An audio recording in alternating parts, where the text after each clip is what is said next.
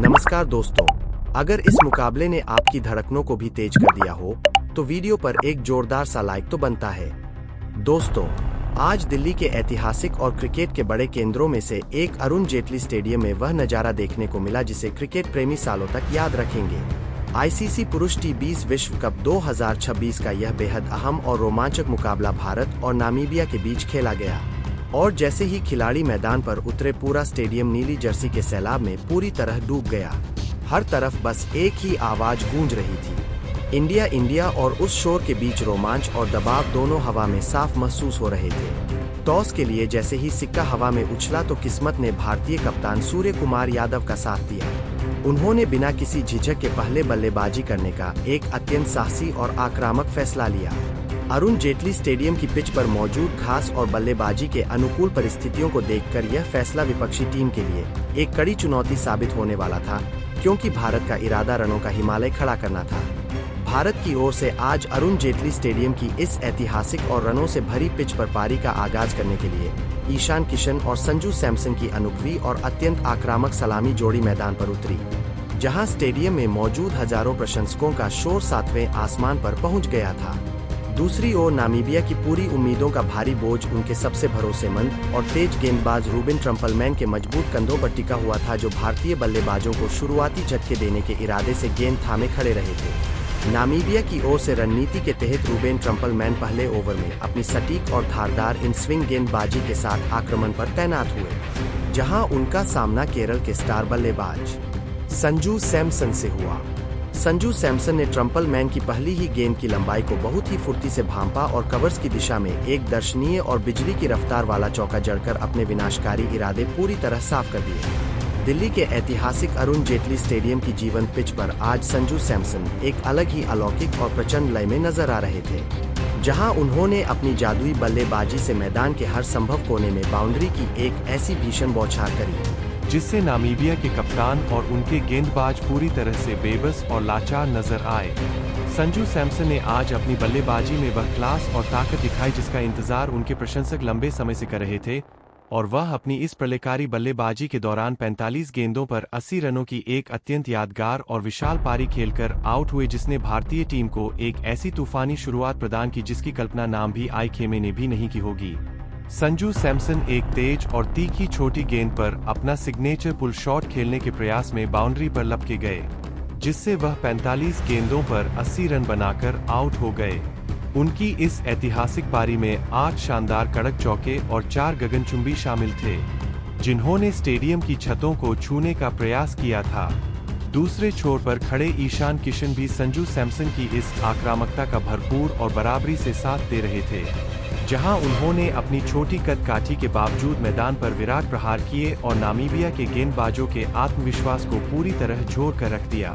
खेल के 5वें ओवर में जब रनों की गति को रोकने के लिए नामीबिया के सबसे तेज और प्रमुख गेंदबाज बेन शिकंगो 5वें ओवर में अपनी आग उगलती तेज गेंदबाजी के साथ आक्रमण पर तैनात हुए तो ईशान किशन ने उनके स्वागत में कोई कमी नहीं छोड़ी। ईशान किशन ने शिकंगो की गेंदों की उस प्रचंड रफ्तार का बखूबी इस्तेमाल किया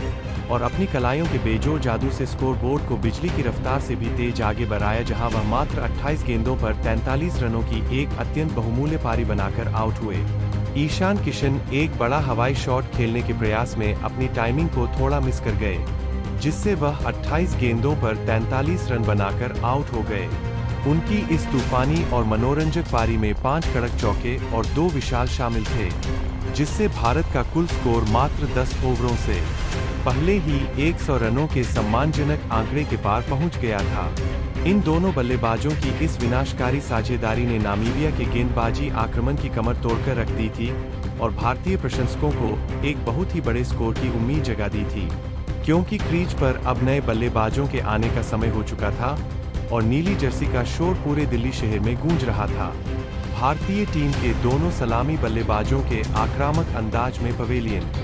तिलक वर्मा ने नामीबिया के स्पिनरों और तेज गेंदबाजों के खिलाफ बिना किसी डर या हिचकिचाहट के बेखौफ बल्लेबाजी का शानदार मुजाहरा किया और अपनी टाइमिंग और ताकत के संतुलन से मात्र 32 गेंदों पर अपना एक शानदार और कलात्मक अर्धशतक पूरा किया, जहां वह 51 रन बनाकर आउट हुए। तिलक वर्मा एक नीची रहती गेंद की गति को भांपने में थोड़ा ही चूक कर गए और स्वीप शॉट खेलने के प्रयास में 32 गेंदों पर 51 रन बनाकर आउट हो गए। उनकी इस जुझारू पारी में 4 कड़क चौके और 3 शानदार शामिल थे, जिससे उन्होंने टीम को एक बड़े ढे स्कोर की ओर अग्रसर कर दिया। कप्तान सूर्य कुमार यादव ने भी क्रीज पर आते ही अपनी जादुई कलाइयों का वह बेजोड़ और अलौकिक जादू दिखाया जिसे देखने के लिए पूरी दुनिया बेताब रहती है। जहां खेल के 14वें ओवर में नामीबिया के अनुभवी स्पिनर बर्नार्ड शोल्ट्स 14वें ओवर में अपनी फिरकी गेंदबाजी के साथ रनों की सुनामी को रोकने के इरादे से आक्रमण पर तैनात हुए थे। सूर ने अपनी मिस्टर 360 वाली वैश्विक छवि के बिल्कुल अनुरूप बल्लेबाजी की और मैदान के हर कोने में चौकों और की ऐसी तबाही मचा दी जिसने नामीबियाई कप्तान को असहाय कर दिया, जहां वह 15 गेंदों पर 25 रन बनाकर आउट हुए। सूर्य कुमार यादव कवर्स के ऊपर से एक साहसी और हवाई शॉट खेलने के प्रयास में 15 गेंदों पर 25 रन बनाकर आउट हो गए। उनकी इस छोटी मगर प्रभावकारी पारी में 3 कड़क चौके और एक शानदार शामिल था जिसने नामीबिया के गेंदबाजी आक्रमण के हौसले पूरी तरह पस्त कर दिए। भारतीय पारी के उन अंतिम और सबसे निर्णायक क्षणों में जब अरुण जेटली स्टेडियम के दर्शकों का शोर आसमान चीर रहा था और मैदान पर रनों की बारिश अपने चरम पर पहुंच चुकी थी, तब भारतीय उपकप्तान हार्दिक पांड्या ने अपनी बाहुबली ताकत और दुनिया भर में मशहूर अद्भुत फिनिशिंग स्किल्स का ऐसा प्रचंड प्रदर्शन किया जिसने नामीबिया के गेंदबाजों की पूरी तरह से धज्जियां उड़ा कर रख दी। खेल के 19वें ओवर में जब स्थिति बेहद तनावपूर्ण थी तब नामीबियाई कप्तान ने अपने सबसे अनुभवी अस्त्र रूबेन ट्रम्पलमैन को 19वें ओवर में अपनी अंतिम गेंदबाजी करने और डेथ ओवरों में रनों की गति पर अंकुश लगाकर मनोवैज्ञानिक दबाव बनाने के लिए दोबारा मोर्चे पर वापस बुलाया था ताकि वे भारत को 220 के नीचे रोक सकें। लेकिन हार्दिक पांड्या आज किसी अलग ही इरादे से क्रीज पर पूरे स्टेडियम में बुमराह के नारों की गूंज सुनाई दे रही थी और जैसे ही कप्तान ने गेंद जसप्रीत बुमराह के हाथों में थमाई तो मैच का रोमांच अपने चरम पर पहुंच गया था। जसप्रीत बुमराह पहले ओवर में अपनी आग उगलती हुई तेज गेंदबाजी और किसी मिसाइल जैसी सटीक यॉर्कर के साथ आक्रमण पर तैनात हुए, जहां उन्होंने पहली ही गेंद पर नामीबिया के खेमे में तबाही मचा दी। बुमराह ने अपनी एक तीखी और अंदर आती हुई गेंद पर मालिन क्रूगर का विकेट चटका दिया, जिससे नामीबिया की उम्मीदें पहली ही गेंद पर धराशायी हो गई। मालिन क्रूगर बुमराह की रफ्तार से पूरी तरह मात खा गए और एक रक्षात्मक शॉट खेलने के प्रयास में एक गेंद पर 0 रन बनाकर आउट हो गए। उनकी इस अत्यंत संक्षिप्त पारी में कोई भी बाउंड्री या रन शामिल नहीं था, जिससे नामीबिया का खाता खुलने से पहले ही उन्हें पहला करारा झटका लग चुका था। जसप्रीत बुमराह का कहर यहीं पर नहीं रुका और उन्होंने खेल के तीसरे ओवर में दोबारा अपनी जादुई गेंदबाजी के साथ आक्रमण पर वापसी की, जहां उन्होंने नामीबिया के मध्यक्रम की कमर पूरी तरह से तोड़ कर रख दी। बुमराह ने अपनी सटीक लाइन और लेंथ से बल्लेबाजों को क्रीज पर हिलने तक का मौका नहीं दिया और इसी दबाव के बीच अनुभवी बल्लेबाज जॉन फ्रिलिंग भी अपना कीमती विकेट गंवा बैठे।